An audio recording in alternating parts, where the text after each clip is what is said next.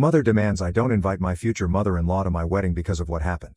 Growing up, I always believed my parents Linda, 56, female, and James, 58 male had the ideal marriage. They seemed like the kind of couple who complemented each other in every way. My mom was the rock of our household, the one who kept everything running smoothly, while my dad was the charismatic provider who could charm anyone. Their relationship seemed unshakable. But as I got older, I started to notice cracks in their perfect facade. There were moments of tension, occasional coldness, and arguments that seemed to end abruptly whenever I walked into the room. At the time, I chalked it up to the natural ups and downs of any long-term marriage. Little did I know there was a much bigger story behind their strained dynamic. I met Eric, 30, male, 4 years ago at a mutual friend's birthday party. He was handsome, charming, intelligent, and had a quiet confidence that drew me to him immediately. We spent the entire night talking, and by the end of the evening I knew I wanted to see him again. A few days later we were officially a couple. Eric is everything I could have ever hoped for in a partner. Over the years he became not just my boyfriend but also my best friend. It didn't take long for me to realize that he was the one. Meeting Eric's family was a bit intimidating at first. His mother, Margaret, 54, female, is such a stunning woman. She carries herself with an elegance that makes her the kind of woman everyone notices when she enters a room, but she was warm and welcoming, and I felt at ease around her almost immediately. His father, Peter, was equally kind, and they both seemed genuinely happy to welcome me into their family. When it was time for Eric to meet my parents, I was a bundle of nerves, but the dinner went smoothly, or so I thought. My parents seemed to like Eric, and Eric hit it off with him as well. However, when we arranged for our families to meet over dinner a few weeks later, the atmosphere took a strange turn. The moment Margaret walked into the room, my mother's demeanor changed. She went pale, barely spoke throughout the meal, and avoided eye contact with Margaret. My father, on the other hand, seemed overly polite, almost awkwardly, so it was clear that something was going on. But I had no idea what. After dinner my mother pulled me aside and asked if I was serious about Eric. Her tone was sharp, almost desperate. I assured her I was and asked why she seemed so upset. She shook her head and said, "I hope you know what you're doing." I just brushed the awkward family meeting, thinking that my parents were uncomfortable because Eric's family is very well off, and maybe my mother was jealous and uncomfortable because Eric's mom's beauty and the amount of diamonds she wore. When Eric proposed to me a year later, I was ecstatic. I immediately called my parents to share the news. My dad was thrilled, congratulating us warmly, but my mom's reaction was lukewarm at best. A few days later she asked me to meet for coffee, saying she needed to talk about something important. That's when she dropped the bombshell. My father had an affair with Margaret 10 years ago. Apparently my dad met Margaret when they were both volunteering on a community development project. My father, a charismatic businessman, was overseeing fundraising efforts, and Margaret was leading one of the community outreach programs. They worked closely together for months, often spending long hours planning events and attending meetings. My mom told me that she had initially been supportive of his involvement with the project, happy to see him giving back to the community, but she started noticing little things that didn't add up: late nights at the office when no one else was working, unexplained absences on weekends, and an increase in the emotional distance between them. She later found out that their partnership had turned into an affair. When my mom confronted my dad with a hotel receipt she found in his jacket pocket, he confessed to the affair he claimed had been short-lived, a few months no more, but it had shaken their marriage to its core. My mom was devastated, feeling betrayed by both my father and the sanctity of their relationship. My dad begged for forgiveness, promising it was a mistake and that he had ended it because he realized how much he loved her and didn't want to lose their family. After much soul-searching and counseling, my mom decided to stay for the sake of their marriage, and for me she made my dad promise to never see or speak to Margaret again, and they moved forward. My mom told me that she still struggles with the betrayal, but she had done her best to let it go until now. Then she dropped another bombshell. She asked me to not invite Margaret to the wedding. According to her, she won't be able to celebrate my happiness in the same room with a woman who destroyed hers. She said she still feels hurt and humiliated. I was in shock. I told her that sorry, but my wedding is not about her feelings. It's about me and my husband, and that Margaret will be invited as she is my fiancé's mother, and how does she expect his mom not to be invited to his wedding? My mother's reaction was explosive. "I can't believe you would allow her to be there," she said, her voice shaking with anger. "Do you know what that woman did to our family? How can you stand there and invite her to celebrate your marriage when she almost destroyed mine?" I had tried to reason with her mom. "That was 10 years ago. You forgave Dad and chose to stay with him. If you could forgive him, why can't you move on from this? Margaret, Eric's mother, and she's going to be part of my life, whether you like it or not." But my words only seemed to make things worse. My mom started crying, accusing me of siding with the mistress and betraying her. "I stayed with your father for you," she said, "and now you're spitting in my face by inviting that woman to your wedding." I understand why my mom feels the way she does. Margaret is stunning, confident, and carries an air of effortless charm. I can see how her presence at the wedding might feel like a in the face to my mom, but at the same time Margaret didn't force my dad to cheat. It was a choice he made, and my mom forgave him for it. If she could stay married to the man who betrayed her, why is she holding on to so much resentment toward Margaret? Eric has been incredibly supportive through all of this. He understands the awkwardness of the situation but believes his mother deserves to be there for such an important moment in his life. He's even offered to sit down with my mom and try to mediate, but I doubt she'd be receptive since our argument. My mom has been distant and icy. She's told other family members about the situation, painting herself as the victim and accusing me of prioritizing Margaret over her. My dad has apologized repeatedly for his past actions and has tried to smooth things over, but my mom refuses to budge. She's now not to attend the wedding if Margaret is there. The thought of my mom not being at my wedding breaks my heart, but I can't bring myself to uninvite Margaret. She's Eric's mother, and this is his wedding. 2. I feel like I'm stuck in an impossible position where no matter what I do, know someone is going to be hurt. I never imagined my wedding would be overshadowed by a decade-old affair. I want to honor my mother's feelings, but I also need to prioritize my future with Eric. Margaret is part of that future whether my mom likes it or not. I wish there were a way to make everyone happy, but it feels like I'm being forced to choose between my mother and my fiance's family. So read it. Am I the a-hole for refusing to uninvite Margaret from my wedding?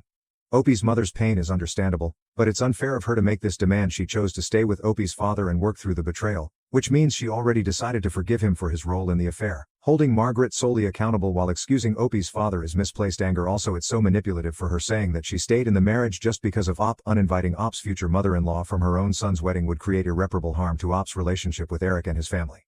Opie is doing the right thing by standing her ground. And now let's hear the community's opinion. Not the a-hole, but wow. Your mom is projecting her unresolved feelings onto your wedding. It sounds like she hasn't fully healed from your dad's affair, and seeing Margaret probably reopened old wounds that said it's not fair for her to weaponize her pain against you. You're not choosing Margaret over your mom. You're respecting both sides of your new family. It's time for your mom to focus on the bigger picture, celebrating your happiness instead of dragging the past into your future. No a-holes. I sympathize with your mom. Because it must be incredibly difficult to see Margaret being celebrated as a mother when she played such a painful role in her life. At the same time, Margaret is their mother, and her absence at the wedding would deeply hurt him. Your mom's feelings, but so are yours. You're not being cruel. You're just trying to balance both families. This is a no-win situation, but you're handling. Is it the best you can update? I thought I might give you a quick update on my wedding, guys. After all the drama and tension, my mother did attend the wedding. She arrived dressed impeccably as she always does, but her expression made it clear she wasn't thrilled to be there. Throughout the ceremony and reception, she kept a stoic, almost disapproving face. I caught her glancing at Margaret a few times, and it was obvious she was uncomfortable. I'll admit it hurt to see her like that on what was supposed to be one of the happiest days of my life, but I had to remind myself that I couldn't control her feelings only by how I reacted to them. I focused on Eric, our love, and the incredible joy of the day. Despite my mom's lack of enthusiasm, I tried not to let it dampen the celebration. At the end of the day, I'm grateful she came even if it wasn't perfect. I can only hope that with time the tension between her and Margaret will fade, and we can all move forward. For now, I'm focusing on starting this new chapter with Eric, surrounded by love and positivity. I, 40 female, recently inherited a small amount of money from a beloved relative, enough to take an awesome family vacation to Hawaii that we would never otherwise be able to afford. We, husband and I, invited our husband's parents to come with us. Our treat, since they honeymooned there almost 50 years ago and haven't been back. They declined because they viewed that gift was too much for them to accept. We were disappointed, but it's their call. After declining our offer, though, husband's parents asked if we could use the money we were going to spend on their Hawaii invite and give it instead to husband's brother, who recently had lots of overwhelming home repairs to pay for. I said no. Now they are mad. Am I the a-hole? Not the a-hole. Spending money to include his parents in your family vacation memories are not equivalent to handing over money for someone else to repair their house. You get something out of the former, you get nothing out of the latter. I would suggest that you explain to them that you were willing to pay for them to join you because their presence was worth that money to you. It was an investment in happy memories you could cherish for the rest of your life. You understand that they feel it is too much. You have decided to use that money to make other memories, which is why it isn't able to just give to your brother-in-law. Not the a-hole. You offered to use the money on them and they declined. It's unreasonable of them to try to reallocate any of your finances even if you offered it as a treat to them. First, I, a female, 30, have been with my partner Rob, male, 35, for 6 years. He and his ex, Joy, female, 30, shares 3 kids. Ace, female, 10, Base, female, 9, and Lace, female, 7. We don't get along because she thinks she has a say in my relationship and my private life, but I'm always polite to her. Joy doesn't come from a loving family and doesn't see much of Rob. Has a family that isn't very involved, but we are very close to my parents, siblings, nieces, and nephews, grandparents, etc. They love the girls very much and buy them birthday, Easter, and Christmas gifts. They have sleepovers, movie nights, go out to lunch, and my parents also take them to the movies. Joy and her boyfriend M, 35, came up our way. They lived 3 hours away to see boyfriend's mother, and they left the girls with us. When Joy came to pick up the girls, she said to me that she doesn't like the idea of my family buying her daughters expensive presents because they aren't family. I asked how much she considered a reasonable amount to spend my parents' money. They spend about $30 on each of the kids, step-grandkids or not. Joy said the most my family is permitted to spend is $10. I was shocked. I am a step-grandkid, and at my grandparents' Christmas party my step-nan's kids and grandkids would be there when it was time for gifts. Step-nan's grandkids were being given gifts from their uncles, aunts, and our grandparents. They got Lego Barbies, dolls, remote-controlled cars, 3 to 4 gifts each. We would get a towel. We always felt left out and dreaded gift time. I told Joy that since the gifts my family gives them stay at our house, it shouldn't matter how much is spent. Then she got angry and said that she is the mother and they are her children, and she makes the rules.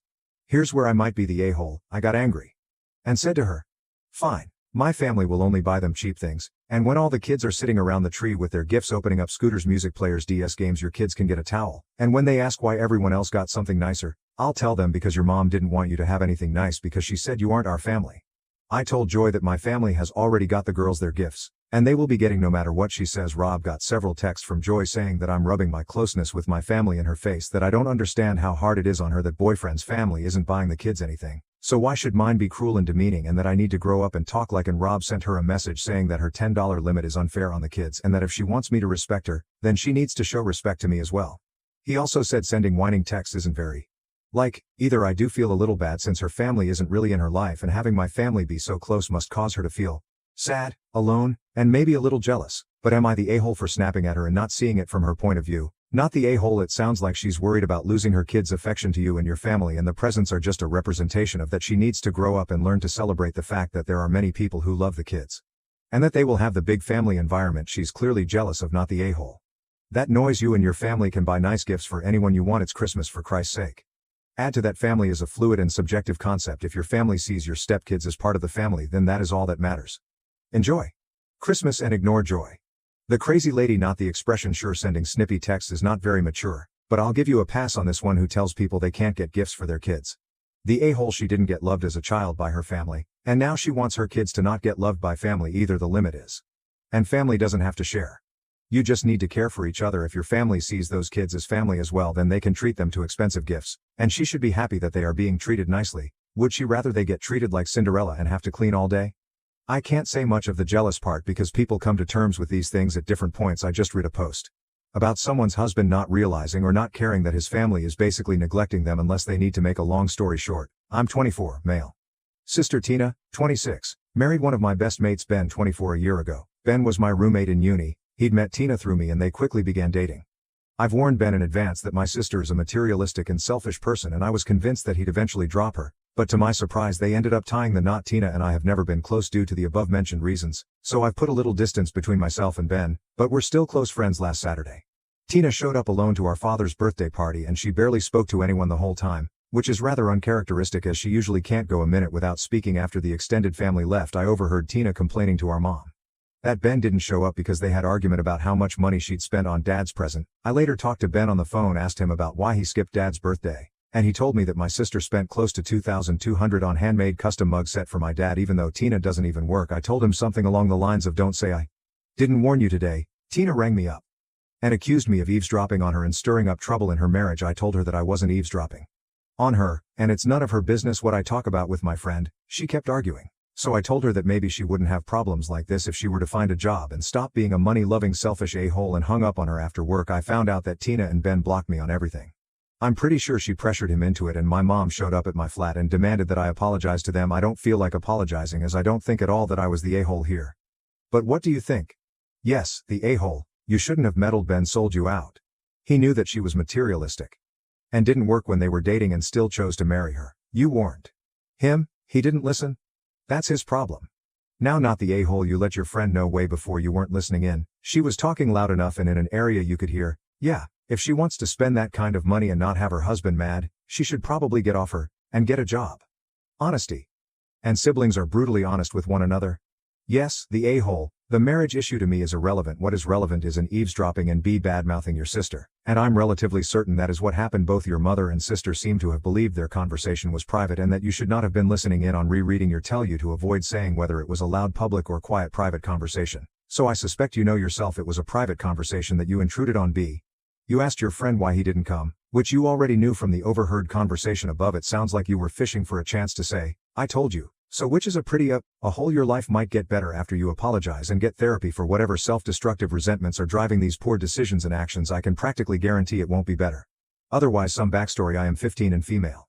Have a younger brother, 13, male, who is pretty awful. I wouldn't say he is annoying in the traditional sense, but he constantly throws tantrums and has zero respect for anyone or their belongings. For example, He will demand that I buy him things such as snacks, and when I refuse he'll take my money if he can get his hands on it or just eat my snacks. He refuses to open bottles of water and close umbrellas because it hurts his hands. He will force everyone around him, usually me, to do simple tasks like this for him because he is a child. His words.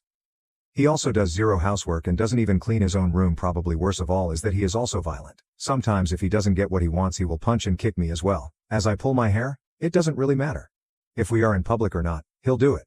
Anyways, as for my mom, I'd say that she treats my brother and me pretty differently based on our age and gender. For example, she believes that boys mature later than girls, and because of that my brother should be expected to do less than me when I was his age because he is more immature.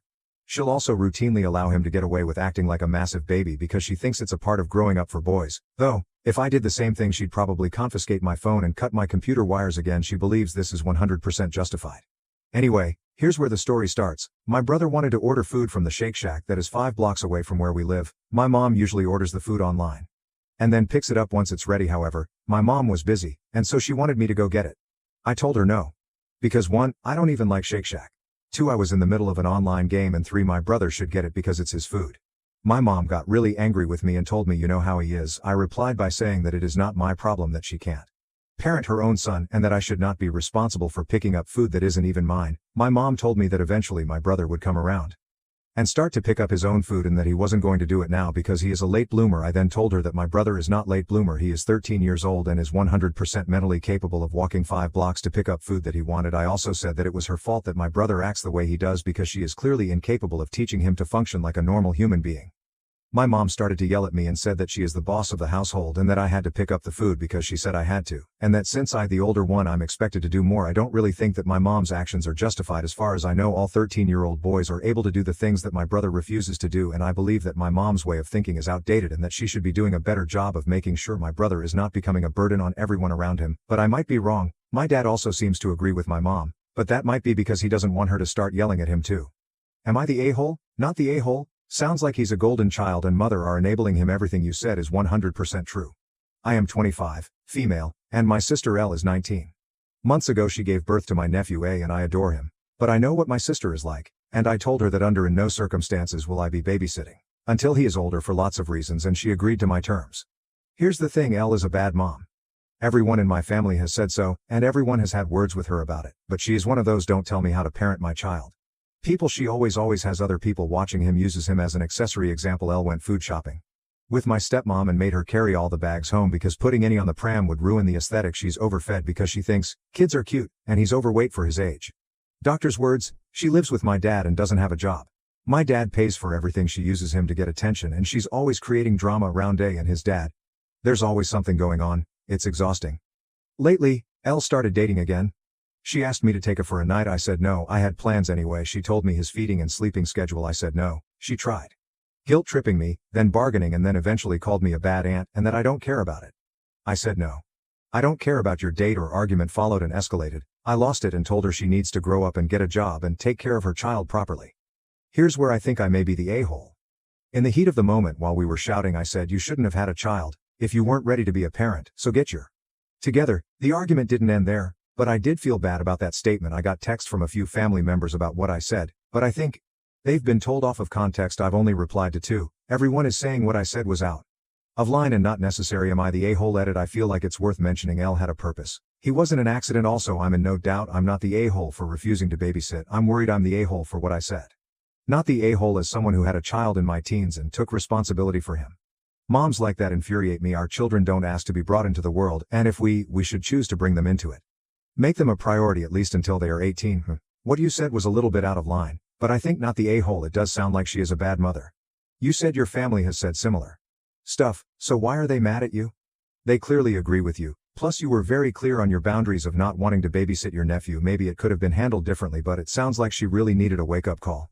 She has a responsibility for her kid. Like, imagine if God forbid something happens to your dad, and she can no longer support her. What's going to happen to her and your nephew? Is she going to pawn them off on you or other family members? She needs to understand that she has another life to look after, protect, and nurture. Sometimes a verbal in the face from someone you love is something you need. Hopefully in the long run good things will come out of your words, though she might not forgive you easily, so you might want to apologize but emphasize that you set boundaries, and she is being irresponsible with your nephew, not the a-hole, and